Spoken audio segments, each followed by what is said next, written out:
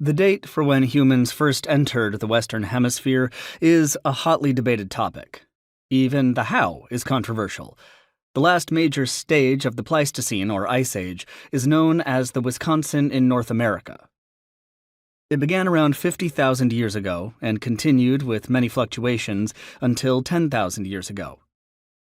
Because their water was taken up into ice, the oceans of the world were 200 feet, 60 meters, lower during the advances of the late Wisconsin than they stand at present, sufficiently exposing a platform to form a land bridge at least 1,000 miles, 1,600 kilometers wide, between Siberia and the western coast of Alaska, called the Bering Land Bridge.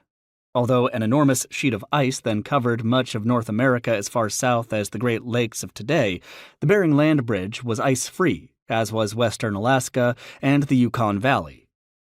Many of the earliest migrant hunters into the Americas would then have crossed from Asia through a tundra-covered cold region, covered with thin and patchy snows in winter and inhabited by herds of woolly mammoth, horse, bison, and other ungulates. Archaeologists have divided broadly into two camps over the date and mode of entry of these earliest Americans. One camp firmly believes in a short chronology, that the first movements into this hemisphere from Asia could have taken place only when there was a land bridge in place. Beringia would have been drowned by rising sea levels beginning about 10,000 years ago, and that this occurred no earlier than 14,000 to 16,000 years ago.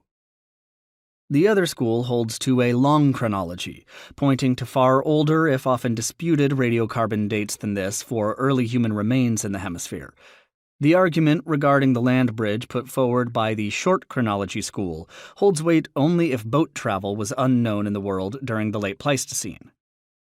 Yet early humans had reached Australia, which was never connected to the Asiatic mainland by a land bridge by 50,000 years ago, surely by boat.